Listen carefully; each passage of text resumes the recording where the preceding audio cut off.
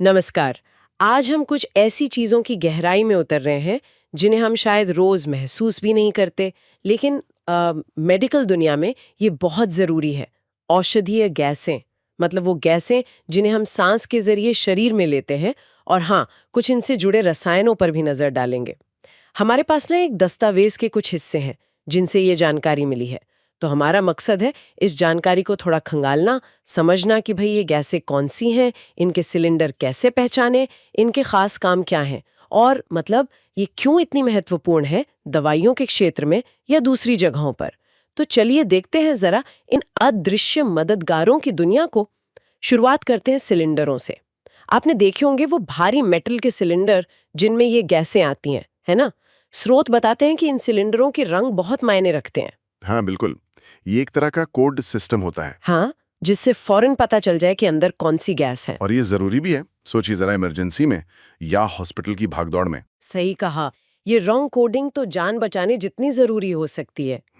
अच्छा, तो पहली गैस जिसका जिक्र है वो है नाइट्रस ऑक्साइड, हाँ N2O। शायद कुछ लोग इसे लाफिंग गैस के नाम से ज्यादा जानते होंगे। हाँ हाँ वही। दिलचस्प बात यह है कि इसके सिलेंडर का रंग पूरा नीला होता है, मतलब बॉडी भी नीली और ऊपर का हिस्सा वो शोल्डर वो भी नीला। और इसके इस्तेमाल की लिस्ट देखें तो काफी लंबी है। स्रोत कहता है ये एक जनरल एनेस्थेटिक है। एनेस्थेटिक यानी बेहोशी के लिए। हाँ, जैसे सर्जरी वगैरह के दौरान मरीज को सेफली बेहोश करने या सुन्न करने में मदद करती है। और ये एनाल्जेसिक भी है। एनाल्जेसिक मतलब दर्द कम करने वाली। बिल्कुल, दर्द का एहसास कम करना। और तो और इसे मसल्स को रिलैक्स करने के लिए भी यूज करते हैं। और एक और चीज, एरोसोल स्प्रे कैन में प्रोपेलेंट के तौर पर। प्रोपेलेंट मतलब वो गैस जो कैन से चीज को बाहर धकेलती है। हाँ, वही, जैसे किसी स्प्रे वाली दवा या किसी और प्रोडक्ट में। ये वाकई में काफी दिलचस्प है। मतलब एक ही केमिकल N2O मेडिकल फील्ड में दो इतने जरूरी काम कर रहा है, एनेस्थीसिया और दर्द कम करना, और साथ ही साथ कंज्यूमर प्रोडक्ट्स में भी इस्तेमाल हो रहा है। ये दिखाता है कि इसके केमिकल गुण कितने वर्सेटाइल हैं। हाँ, है ना। ये सोचना भी मजेदार है कि कैसे एक मॉलिक्यूल अलग-अलग हालात में अलग-अलग कॉन्सेंट्रेशन पर इतने अलग असर पैदा कर सकता है। पता नहीं ये सिर्फ डोज का फर्क है या इसके काम करने के तरीके में ही कुछ खास बात है। हाँ, ये सवाल तो आता है मन में। खैर, चलिए अगली गैस पर चलते हैं। Carbon dioxide, CO2। हम सब इसे उस गैस के तौर पर जानते हैं जिसे हम सांस छोड़ते हुए बाहर निकालते हैं। हाँ बिल्कुल। स्रोत के मुताबिक इसके सिलेंडर का रंग पूरा ग्रे होता है, बॉडी भी और शोल्डर भी। इसके इस्तेमाल भी मेडिकल फील्ड से ही जुड़े हैं। इसे कहा गया है रेस्पिरेटरी स्टिमुलेंट। रेस्पिरेटरी स्टिमुलेंट हाँ यानी सांस लेने की प्रक्रिया को जगाने या तेज करने वाला। हाँ, कुछ ऐसा ही। और एनेस्थीसिया के दौरान सांस लेने में सपोर्ट देने के लिए भी इसका इस्तेमाल होता है। ये थोड़ा अजीब नहीं लगता? मतलब जो गैस शरीर बाहर निकालता है उसे वापस दिया जा रहा है। नहीं, ये अजीब सिर्फ ऊपर से लगता है। देखिए, शरीर का हर काम ना एक बैलेंस पर चलता है। खून में CO2 का एक तय लेवल होता है जो दिमाग के उस हिस्से को सिग्नल भेजता है जो सांस को कंट्रोल करता है। अच्छा। नॉर्मली तो शरीर इसे खुद ही मैनेज कर लेता है, लेकिन कुछ मेडिकल कंडीशन में, जैसे मान लीजिए किसी तरह की बेहोशी के बाद या कुछ सांस की दिक्कतों में, ये बैलेंस बिगड़ सकता है। तो ऐसी हालत में बहुत सावधानी से कंट्रोल्ड मात्रा में CO2 देना वो असल में सांस लेने वाले सेंटर को जगाने या स्टिमुलेट करने में मदद कर सकता है, ताकि मरीज फिर से नॉर्मल सांस लेने लगे। बिल्कुल। ये एक बढ़िया उदाहरण है कि कैसे शरीर के नॉर्मल केमिकल भी सही कॉन्टेक्स्ट और सही मात्रा में दवा बन सकते हैं। ये वो जहर और दवा वाली बात है जो अक्सर सिर्फ डोज का मामला होती है। ये बात तो साफ हुई। अब एक ऐसी गैस पर आते हैं जिसका जिक्र थोड़ा चौंकाता है, सल्फर डाइऑक्साइड, SO2। इसके सिलेंडर का रंग कॉम्बिनेशन अलग है, बॉडी काली और शोल्डर सफेद। Okay, black and white. हाँ, और स्रोत में इसका उपयोग सिर्फ एक शब्द में दिया है, श्वसन, रेस्पिरेशन। ये थोड़ा अजीब है क्योंकि SO2 तो आमतौर पर एक नुकसानदेह प्रदूषक गैस मानी जाती है। हाँ, आपका शक बिल्कुल सही है। स्रोत में श्वसन का जिक्र वाकई बहुत छोटा और थोड़ा कंफ्यूजिंग है। सल्फर डाइऑक्साइड की गंध बहुत तीखी होती है, दम घोटने वाली, और इसे सीधे सांस में लेना फेफड़ों के लिए खतरनाक हो सकता है। हाँ, मैंने भी यही सुना है। इंडस्ट्री से निकलने वाले धुएं में होती है ये। बिल्कुल।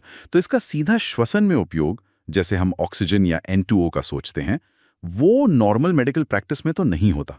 हाँ, ये हो सकता है कि स्रोत किसी बहुत ही खास शायद पुरानी या एक्सपेरिमेंटल सांस से जुड़ी प्रक्रिया की बात कर रहा हो। या शायद किसी और चीज के लिए का खास रंग कोड काला सफेद ये जरूर बताता है कि इसे दूसरी गैसों से अलग पहचानना जरूरी समझा गया था। सही बात है।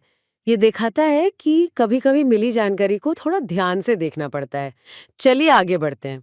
अगली गैस है सामान्य हवा, एयर। हवा? हाँ, वही हवा जिसमें हम सांस लेते हैं। मेडिकल फील्ड में इसका भी इस्तेमाल होता है। इसके सिलेंडर का बॉडी ग्रे और शोल्डर सफेद है। SO2 जैसा ही कॉम्बिनेशन है रंग का, पर गैस पूरी हवा है। ठीक है, ग्रे और सफेद। स्रोत में इसका एक उपयोग बताया गया है, धूमन, फ्यूमिगेशन। अब हवा और धूमन, इसका क्या मतलब हो सकता है भला? फ्यूमिगेशन धूमन का नफे आमतौर पर होता है किसी बंद जगह को कीटाणुओं, कीड़ों या फंगस वगैरह से छुटकारा दिलाने के लिए गैस या धुआं इस्तेमाल करना। हाँ? अब यहाँ वायु या हवा का जिक्र क्यों है?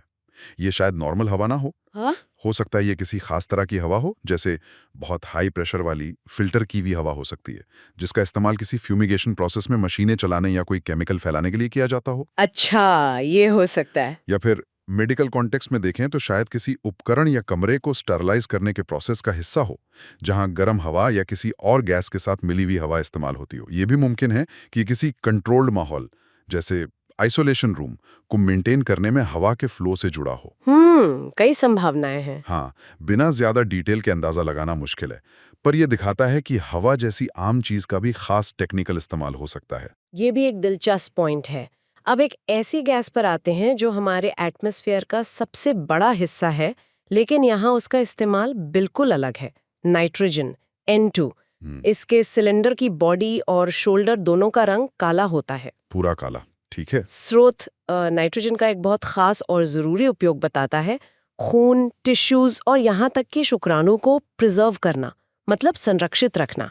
हाँ, ये कैसे मुमकिन है? ये मुमकिन होता है एक तकनीक से जिसे क्रायोप्रिजर्वेशन कहते हैं। क्रायोप्रिजर्वेशन मतलब बहुत ज्यादा ठंड में सुरक्षित रखना। बिल्कुल। नाइट्रोजन को जब बहुत ज्यादा ठंडा किया जाता है तो ये लिक्विड बन जाती है और इसका तापमान होता है लगभग -196 डिग्री सेल्सियस। -196, बाप रे, बहुत ही ठंडा। हाँ, बहुत ज्यादा ठंडा। इसी भयानक ठंड का इस्तेमाल बायोलॉजिकल सैंपल को जमाने और प्रिजर्व करने के लिए किया जाता है। जब सेल्स या टिश्यूज को इतने कम तापमान पर रखते हैं तो उनकी सारी बायोलॉजिकल और केमिकल एक्टिविटी लगभग पूरी तरह रुक जाती है। अच्छा, जैसे सब कुछ थम गया हो। हाँ, एक तरह की सस्पेंडेड एनिमेशन जैसी स्थिति में चले जाते हैं वो। इसी वजह से ब्लड सेल्स, स्किन के सैंपल्स, स्टेम सेल्स, स्पर्म, अंडे, एम्ब्रियो, इन सब को लंबे समय तक, सालों या दशकों तक बिना खराब हुए स्टोर किया जा सकता है। और फिर जब जरूरत हो तो उन्हें धीरे धीरे नॉर्मल तापमान पर लाकर फिर से इस्तेमाल किया जा सकता है। तो इसका मतलब ये तकनीक तो मेडिकल और रिसर्च के लिए बहुत ही ज्यादा जरूरी होगी। बिल्कुल। क्रायोप्रिजर्वेशन ने तो कई फील्ड्स में क्रांति ला दी है। ब्लड बैंकों में रेयर ब्लड ग्रुप्स को लंबे समय तक सेफ रख सकते हैं। हाँ, ये तो बहुत काम की चीज है। फर्टिलिटी ट्रीटमेंट में, जैसे IVF में, स्पर्म, अंडे, एम्ब्रियो को प्रिजर्व कर सकते हैं। इससे लोगों को भविष्य में बच्चे पैदा करने का ऑप्शन मिल जाता है। स्टेम सेल थेरेपी और टिश्यू इंजीनियरिंग के लिए सेल्स और टिश्यू स्टोर किए जा सकते हैं। साइंटिफिक रिसर्च के लिए ज़रूरी बायोलॉजिकल सैंपल बचाए जा सकते हैं। नाइट्रोजन की ये ठंडक जिंदगी को थामने और भविष्य के लिए सहेजने की ताकत देती है। ये तो वाकई कमाल की बात है। अच्छा, लिस्ट में एक और गैस है जिसका जिक्र एनेस्थीसिया के लिए है, साइक्लोप्रोपेन। स्रोत बताता है कि ये गैसीय एनेस्थेटिक है और इसे पूरी तरह से ऑरेंज रंग के सिलेंडर में रखा जाता है। साइक्लोप्रोपेन, हाँ, इसका भी अपना एक दौर था। एक जमाने में ये काफी असरदार और पॉपुलर एनेस्थेटिक गैस मानी जाती थी, क्योंकि ये मरीज पर तेजी से असर करती थी और जल्दी बेहोश कर देती थी। तो फिर इसका इस्तेमाल कम क्यों हो गया? इसकी एक बहुत बड़ी दिक्कत थी, ये बहुत ज्यादा ज्वलनशील और विस्फोटक थी। अरे, ऑपरेशन थिएटर में? हाँ, सोचिए, ऑपरेशन थिएटर में बिजली के उपकरणों से निकलने वाली एक छोटी सी चिंगारी भी भयानक हादसा कर सकती थी। इसी खतरे की वजह से जैसे ही सेफ ऑप्शन आए, साइक्लोप्रोपेन का इस्तेमाल धीरे धीरे बंद हो गया। अच्छा, तो सेफ्टी कारणों से। हाँ, आज इसका इस्तेमाल शायद ही कहीं होता हो। पर भी स्रोत में इसका जिक्र एनेस्थीसिया कैसे डेवलप हुआ उसे समझने में मदद करता है। मतलब कैसे अलग अलग गुणों वाली गैसों को परखा गया, असर कितना बनाम सुरक्षा कितनी, और समय के साथ बेहतर विकल्प अपनाए गए। समझ गए, ये भी एक जरूरी जानकारी है। अच्छा, ये तो हुई कुछ मुख्य गैसें और उनके सिलेंडर। स्रोत दस्तावेज में कुछ और पॉइंट्स का भी जिक्र है जो सीधे गैसों से नहीं जुड़े पर हैं जरूरी। एक है हीलियम। स्रोत बताता है कि हीलियम एक उत्कृष्ट गैस है, नोबल गैस। हाँ, पीरियोडिक टेबल के ग्रुप 18 में। बिल्कुल, केमिस्ट्री में रुचि रखने वाले जानते होंगे। स्रोत इसकी सबसे जरूरी खूबी बताता है, ये रासायनिक रूप से निष्क्रिय है, केमिकली इनर्ट। इसका क्या मतलब हुआ और ये क्यों जरूरी है? केमिकली इनर्ट होने का मतलब है कि हीलियम नॉर्मल कंडीशन में दूसरे एलिमेंट्स या कंपाउंड्स के साथ आसानी से केमिकल रिएक्शन नहीं करती है। इसके एटम का बाहरी इलेक्ट्रॉन शेल पूरा भरा होता है, जिससे ये बहुत स्टेबल होती है। इसे दूसरों के साथ बॉन्ड बनाने की जरूरत महसूस नहीं होती। अच्छा, स्टेबल होती है। हाँ, और यही निष्क्रियता मतलब रिएक्शन ना करना इसे कई खास कामों के लिए बहुत कीमती बनाती है। जहां भी ऐसी गैस चाहिए जो आसपास की चीजों के साथ कोई रिएक्शन न करे, वहां हीलियम बेस्ट ऑप्शन बन जाती है। जैसे? सोचिए, ऐसी सिचुएशन जहां जरा सा भी केमिकल रिएक्शन खतरनाक हो सकता है, वहां हीलियम जैसी इनर्ट गैस का होना कितना फायदेमंद होगा। क्या स्रोत इसका कोई खास इस्तेमाल बताता है? ये वाला सोर्स डॉक्यूमेंट हीलियम के इस्तेमाल के बारे में डिटेल नहीं देता, सिर्फ ये बताता है कि ये नोबल गैस है और इनर्ट है। लेकिन इसकी निष्क्रियता का महत्व समझना जरूरी है। यही गुण इसे उन मिक्सचर में काम का बनाता है जहां रिएक्टिविटी प्रॉब्लम कर सकती है। हालांकि ये स्रोत में नहीं है, पर सिर्फ इस गुण के आधार पर ही इसके इस्तेमाल का अंदाजा लग सकता है, जैसे खास तरह की वेल्डिंग में या साइंटिफिक उपकरणों में। समझ गए, निष्क्रियता ही इसकी मेन बात है। और आखिर में स्रोत में एक केमिकल का जिक्र है जो गैस नहीं है, पर साफ सफाई और कीटाणु मारने में बहुत जरूरी है। Chlorinated lime. क्लोरिनेटेड लाइम, हाँ, ब्लीचिंग पाउडर। हाँ, स्रोत इसका केमिकल फॉर्मूला CaOCl2 बताता है और कहता है कि इसे कैल्शियम हाइपोक्लोराइड भी कहते हैं। इसे एक पावरफुल कीटाणुनाशक यानी डिसइंफेक्टेंट बताया गया है। कीटाणुओं को मारने वाला। हाँ, और विरंजक एजेंट यानी ब्लीचिंग एजेंट भी, मतलब रंग उड़ाने वाला पदार्थ। हम इसे आमतौर पर ब्लीचिंग पाउडर के नाम से जानते हैं। बिल्कुल सही, ब्लीचिंग पाउडर या कैल्शियम हाइपोक्लोराइड शायद सबसे आम और सबसे ज्यादा इस्तेमाल होने वाले डिसइंफेक्टेंट्स में से एक है।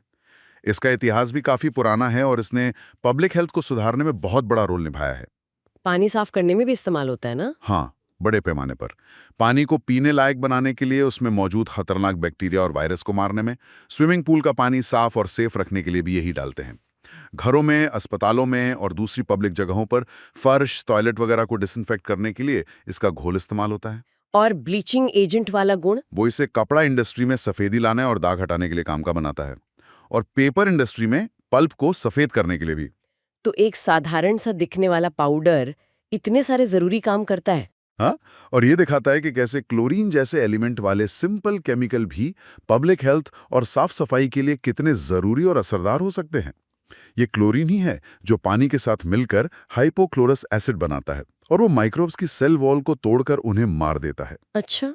इसकी आसानी से उपलब्धता, कम कीमत और असरदार होने की वजह से ये दुनिया भर में साफ सफाई बनाए रखने का एक जरूरी टूल बन गया है। तो इस पूरी बातचीत को समेटते हैं। आज हमने कई जरूरी औषधीय गैसों को देखा। नाइट्रस ऑक्साइड जो दर्द और बेहोशी में काम आती है, कार्बन डाइऑक्साइड जो सांस को स्टिमुलेट कर सकती है, नाइट्रोजन जो जीवन को जमा कर बचाती है, हाँ, और साइक्लोप्रोपेन जैसी पुरानी एनेस्थेटिक गैसें। हमने उनके सिलेंडरों के रंग कोड का महत्व समझा। साथ ही हमने हीलियम की केमिकल इनर्टनेस और ब्लीचिंग पाउडर की डिसइंफेक्टेंट पावर जैसे दूसरे जरूरी पॉइंट्स पर भी बात की, जो हमें सोर्स डॉक्यूमेंट से पता चले। ये पूरी चर्चा असल में इस बात पर रोशनी डालती है कि कैसे अलग-अलग गैसों और केमिकल्स के बेसिक फिजिकल और केमिकल गुण, जैसे नाइट्रोजन की जबरदस्त ठंडक, हीलियम का रिएक्शन न करना, N2O का असर करने का तरीका, CO2 का शरीर पर प्रभाव या ब्लीचिंग पाउडर में क्लोरीन की रिएक्टिविटी, उन्हें मेडिकल से लेकर इंडस्ट्री और पब्लिक हेल्थ तक इतने अलग-अलग और जरूरी कामों के लायक बनाते हैं। हाँ, हर पदार्थ का अपना एक खास कैरेक्टर है। बिल्कुल, जिसे समझकर इंसान ने गजब के तरीकों से इस्तेमाल करना सीखा है, और ये हमें एक गहरे सवाल पर सोचने पर मजबूर करता है। आज हम इन चीजों के बारे में जो कुछ जानते हैं, वो शायद इनकी पूरी क्षमता का एक छोटा सा हिस्सा ही हो। जैसे जैसे साइंस इन बेसिक गैसों और केमिकल्स के गुणों और व्यवहार को और बेहतर तरीके से समझेगा, क्या हम भविष्य में इनके ऐसे और भी अनोखे और फायदेमंद इस्तेमाल खोज पाएंगे जिनकी आज हम कल्पना भी नहीं कर सकते। क्या इन्हीं साधारण से दिखने वाले मॉलिक्यूल्स में अगली बड़ी मेडिकल या टेक्निकल क्रांति छिपी हो सकती है? ये वाकई सोचने के लिए एक बढ़िया विचार है। इस ज्ञान भरी यात्रा में हमारे साथ शामिल होने के लिए आप सभी का धन्यवाद।